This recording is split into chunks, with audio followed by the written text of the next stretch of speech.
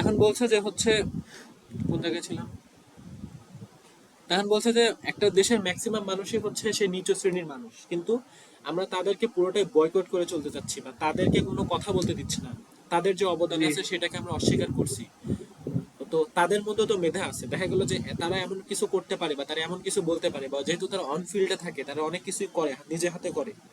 তাদের মধ্যে হুম। হয়তো এমন মেধা থাকতে পারে যে যেটা আমাদেরকেও আমাদের মেধার চাইতেও বেশি হয়ে যেতে পারে, কিন্তু আমরা পুরোটা তাদেরকে স্কিপ করছি, তাদেরকে বয়কট করছি, তাদের গলা রোধ করছি, কণ্ঠ রোধ করছি, তাদেরকে একটা কথা বলতে দিচ্ছি না। তো আমরা এত বড় একটা সমাজ, মানে এত বড় একটা গোষ্ঠীকে আমরা যদি নিপীড়ন করে একটা দেশের উন্নতি করতে চাই, তাহলে সেটা অসম্ভব। কিছুটা আকাশে অট্টালিকা নির্মাণের মতো, এগুলো এমসিকিউতে আসে। আকাশের অট্টালিকা। ঠিক আছে, এখন বলছে তোমরা ভদ্র সম্প্রদায়, মানি দেশের দুর্দশা, জাতির দুর্গতি বুঝো, লোককে বুঝাইতে পারো এবং ওই দুর্ভাগ্যের কথা কইয়া কাদাইতে পারো, কিন্তু কার্যক্ষেত্রে নামিয়া কার্য করবার শক্তি তোমাদের আছে কি? দেখো সেম ওই কথাটা আমি যেটা বললাম সেটাই বলছে, যে আমরা ভদ্র সম্প্রদায়, আমরা কি করতে পারি? আমরা এই জাতির দুর্দশা সম্বন্ধে একটা লেখা লিখতে পারি, বা সেটার গভীরতা কতটুকু সেটা নিয়ে হয়তো মানে হচ্ছে ডিসকাশন করতে পারি। এই যে দেশের এক একটা যখন মানে একটা ক্রাইসিসের সময় হয় বা একটা বড় সমস্যা তৈরি হয়, বা যে কোনো একটা ইস্যু, সেটা অর্থ, শিক্ষা, চিকিৎসা যেটাই হোক, বা মনে করা যে করোনাকালীন সময়, কিংবা এই যে গণ অভ্যুত্থানের সময়, এই সময়গুলোতে যখনই একটা সমস্যা হয়েছে, দেশের নামি দামি যারা হচ্ছে জ্ঞানী গুণী মানুষ আছে টিভিতে টক শো নিয়ে বসতে পারছে, কথা বলতে পারছে, বা এই সমস্যাটার গভীরতা কতটুকু সেটা হয়তো মানুষের মাঝে সম্প্রচার করতে পারছে। কিন্তু অনফিল্ডে কারা নামছে? অনফিল্ডে কিন্তু তারা নামে নাই, বা অনফিল্ডে তাদের কোনো বিশেষ কোনো ভূমিকা নাই। তারা একটা ফেসবুকে স্ট্যাটাস দিছে যে তোমরা এটা করো, এটা করলে বেটার হবে, চিকিৎসা খাতে আমাদের এরকম হচ্ছে, অর্থনৈতিক খাতে এরকম হচ্ছে। এই কথাগুলো কিন্তু এই জ্ঞানীগুণী মানুষরা, এই মনে করো বিচারপতি বলো বা একটা একটা সংগঠনের প্রধান বলো, এরা এরা টকশো নিয়ে, টকশোতে কথা বলতে বসছে। সেখানে একটা সমস্যার গভীরতা কতটুকু, কিভাবে সমাধান হতে পারে, বা একটা দেশের সরকার কিংবা সরকার কি ধরনের ইনিশিয়েটিভ বা পদক্ষেপ নিলে সে সমস্যাটা সমাধান করা পসিবল, সেটার সম্বন্ধে একটা সম্ভাব্য আলোচনা করতে পারে, সেটা সবার সামনে তুলে ধরতে পারে, দেশের মানুষের সামনে তুলে ধরতে পারে। কিন্তু অন ফিল্ডে কিন্তু তাদের কোনো কাজের কোনো হাত নাই। ঠিক আছে, তো সেই কথাটাই বলছে যে তোমরা ভদ্র সম্প্রদায়, দেশের দুর্দশা, জাতির দুর্গতি এটা তোমরা বোঝো, লোককে বুঝাইতে পারো এবং এই ধরনের দুর্ভাগ্যের কথা কইয়া কাদাইতে পারো। মানুষকে অনেক খারাপ ভাবে বলছে যে এটা হলে এরকম একটা বাজে অবস্থা, সিচুয়েশন তৈরি হতে পারে, কিন্তু কার্যক্ষেত্রে নামিয়ে কার্য করবার শক্তি তোমাদের আছে কি? নাই। না, তারা কিন্তু কার্যক্ষেত্রে নামছে না। তো পরে বলছে এই কথা যে নিরেট সত্য তাহা তোমরাই বোঝো, এবং এটা যে একদম 100% সত্যি সেটা আমরা বুঝি। ঠিক আছে, কাজেই তোমাদের এই দেশকে বা জাতিকে উন্নতি করিবার আশা ওই কথাতে শেষ হয়ে যায়। তো আমাদের ওই মোল্লাদ্দর মসজিদ পর্যন্ত এরকম, আমাদের ওই মানে যারা ভদ্র সমাজ আছে বা সমাজে যে উচ্চ শ্রেণীর মানুষ আছে, তারা সর্বোচ্চ তাদের দৌড় ওই পর্যন্তই, যে তারা সমস্যাটা নিয়ে ডিসকাস করতে পারে, সমস্যার গভীরতাটা কত বেশি সেটা হয়তো ওই টক শোতে এসে বসে তারা বকবক করে সবাইকে বলে বুঝাইতে পারে, কিন্তু তারা কার্যক্ষেত্রে নামতে পারবে না। তা কাজেই দেশকে বা জাতিকে উন্নত করিবার আশা ওই কথাতেই তাদের শেষ হয়ে যায়। ঠিক আছে, হুম। পরে হুম। আসছে যে কিন্তু যদি একবার আমাদের এই জনশক্তিকে উদ্বুদ্ধ করতে পারো, বরং তারা যদি এই ধরনের জনশক্তির সাথে মিশে থাকে বা ওই নিচু শ্রেণীর মানুষের সাথে মিশে তাদেরকে ইনিশিয়েটিভ গুলো দেয় যে তোমরা এইভাবে চলো, ঠিক আছে, বা এই যে উৎপাদন বাড়ানোর দরকার, তারা হয়তো উৎপাদন বাড়ানোর দরকার। আমরা বলছি যে হচ্ছে আমাদের এই মানে কলকারখানাগুলোর অবস্থা খারাপ, আমাদের হচ্ছে এতগুলো কলকারখানা বন্ধ হয়ে গেছে, কলকারখানাগুলো পর্যাপ্ত পরিমাণ উৎপাদন করতে পারছে না। আমরা সরকারকে ধরছি যে তা আপনারা এখানে ব্যবস্থা নেন, আপনারা এখানে অর্থের যোগান দেন, এটা আমরা বলছি। সরকারও হয়তো অর্থের যোগান দিয়ে ফেলবে, তারপরে হয়তো অনেকগুলো অর্থ বছর পার হয়ে যাচ্ছে, সেখানে হয়তো উন্নতি আসছে না। এই মানুষগুলো, আমরা যদি এইভাবে সরকারের গলা চেপে না ধরে, আমরা যদি এই ভদ্র শ্রেণীর মানুষগুলা, এই যারা এই কলকারখানার কাজের সাথে জড়িত, তাদের সাথে কথা বলে যে আপনাদেরকে কি ব্যবস্থা দিলে, আপনাদেরকে কেমন সুবিধা দিলে আপনারা আরো বেশি উৎপাদন করতে পারবেন, এটা যদি তারা বলে, তাহলে কিন্তু উৎপাদনটা বাড়ানো সম্ভব। কারণ উৎপাদন তো সরকার করছে না। সরকার কি করতে পারে? সরকার সর্বোচ্চ বেতন ভাতা বাড়াইতে পারে। সরকার কি করতে পারে? কারেন্টের উৎপাদন বাড়াতে পারে, যে আমার কলকারখানাতে কারেন্টের দরকার, আমি কারেন্টের উৎপাদন বাড়িয়ে দিই। সরকার কি করতে পারে? লোডশেডিংটাকে কমায় দিতে পারে। ঠিক আছে, কি করতে পারে? সরকার ভর্তুকি দিতে পারে। এই এই হচ্ছে কোম্পানিগুলোর উৎপাদন বাড়লে সরকারের হচ্ছে মানে হচ্ছে সরকারের অর্থনৈতিকভাবে সচ্ছলতা আসবে, এই কথা চিন্তা করে সরকার কি করতে পারে? কোম্পানিগুলোকে অনেক টাকা দিতে পারে, দিয়ে হচ্ছে বলতে পারে যে আপনার উৎপাদন করেন, বা সরকারের পৃষ্ঠপোষকতা বাড়াতে পারে। অনেকগুলো সরকার, যেখানে সরকারের তদারকি থাকবে, অনেকগুলো বেসরকারি কলকারখানা আছে যেগুলোতে যে বেসরকারি মালিকানাধীন, সেইগুলোকে মনে করো যে চেষ্টা করে হয়তো সরকারের আয়ত্তে আনলো, ঠিক আছে, বা সরকারের নজরদারিতে আনলো, এটা করতে পারে। কিন্তু এখন যদি এই মানুষগুলো যে যারা সমাজের উচ্চ সম্প্রদায় আছে, যারা হচ্ছে যে টিভিতে টক শো, এরা যদি হচ্ছে এই ধরনের কথাবার্তা বলে যে আমরা হচ্ছে সমাজের নিচু শ্রেণীর মানুষের সাথে কথা বলবো, তাদেরকে কি ধরনের সুবিধা দিলে, তাদের তাদের এখন মনে করো যে এমন একটা ব্যবস্থা করলো যে তারা ঘরে বসেও কাজ করতে পারবে, বা তাদের এই যে লং টাইম নিজ জ্যাম ঠেলে। সমাজের বুঝলাম না। নিজ সমাজের ব্যক্তিরা।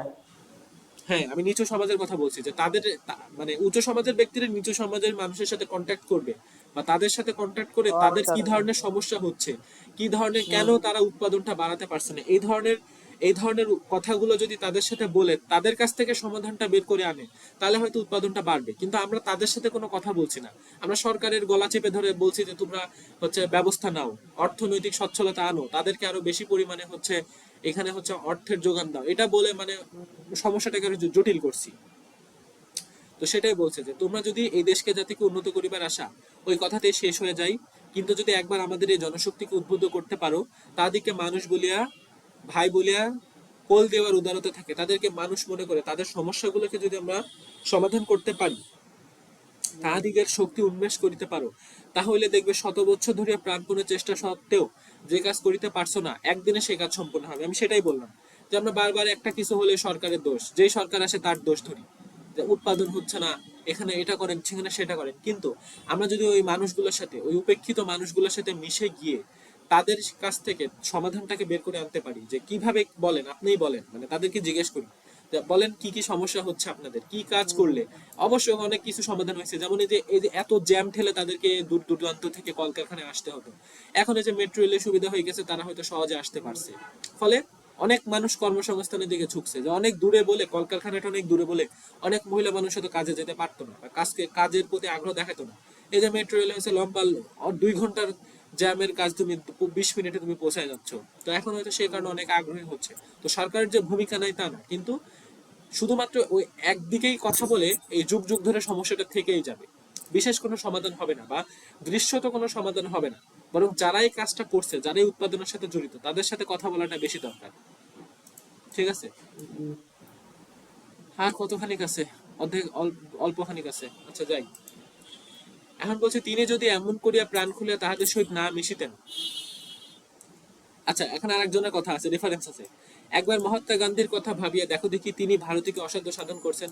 মহাত্মা গান্ধী যে যুদ্ধর যেই মানে ইংরেজদের থেকে দেশকে স্বাধীন করছিল, এই স্বাধীন করে হ্যাঁ। আনার পিছনে ছিল যে সে ওই নিচু শ্রেণীর মানুষগুলোকে উদ্বুদ্ধ করছিল, ফলে তারাই যুদ্ধ করে দেশকে স্বাধীন করছে।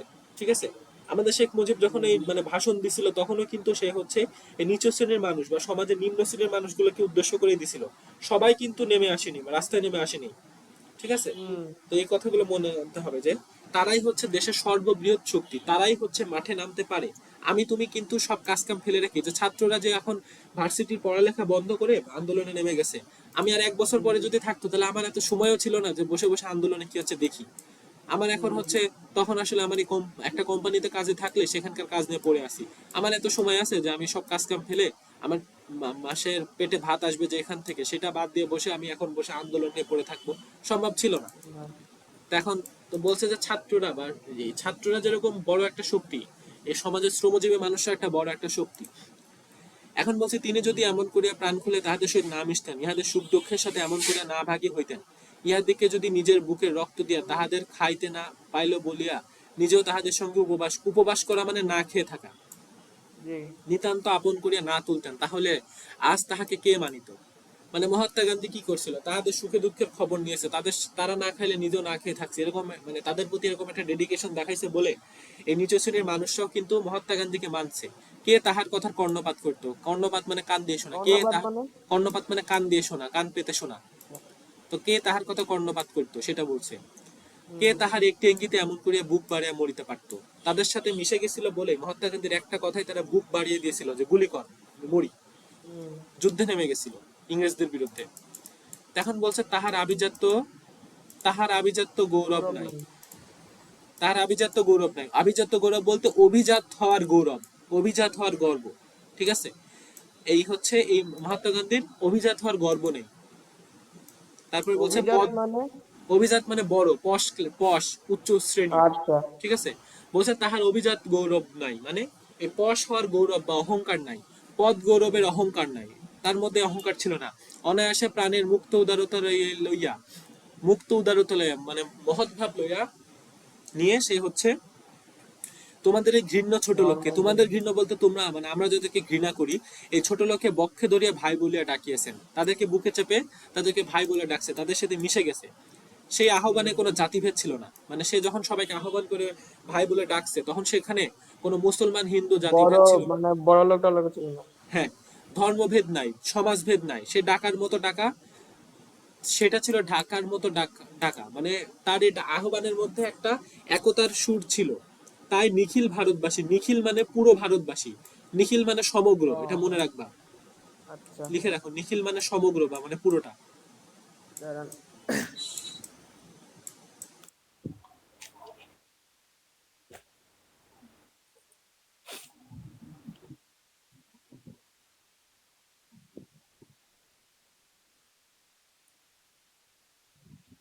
লিখছি।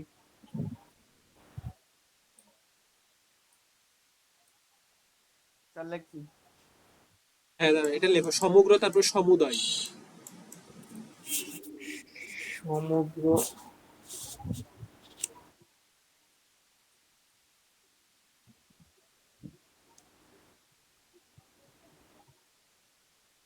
সমুদয় সব পুরো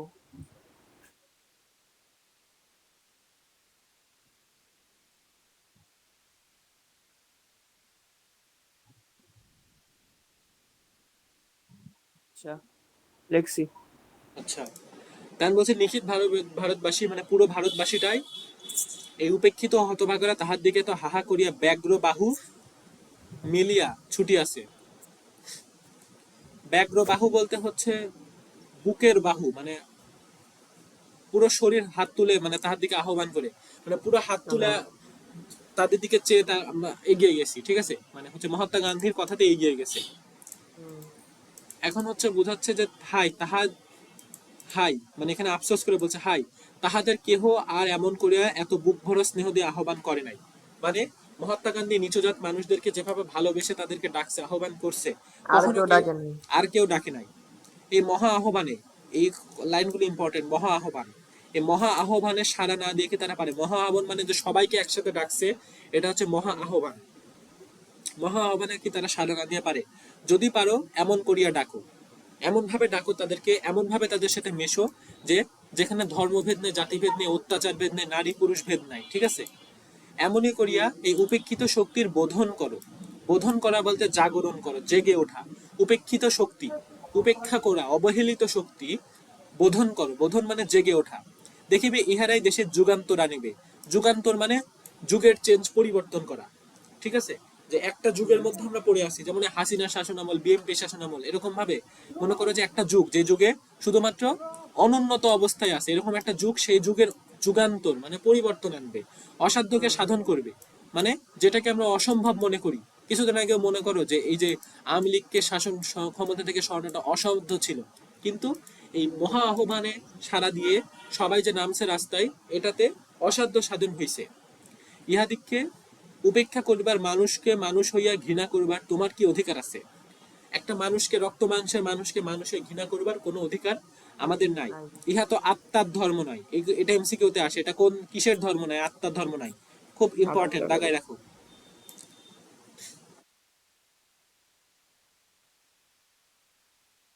লাগাইছো? জি। আচ্ছা, তাহার তাহার আত্মা তোমার আত্মা মতোই ভাস্বর, ঠিক আছে, একই আত্মার ভাস্বর অংশ। মানে ভাস্বর মানে কি আমি নিজেই ভুলে গেছি।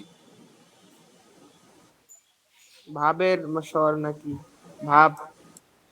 সেটা আমি ভাবতেছি কি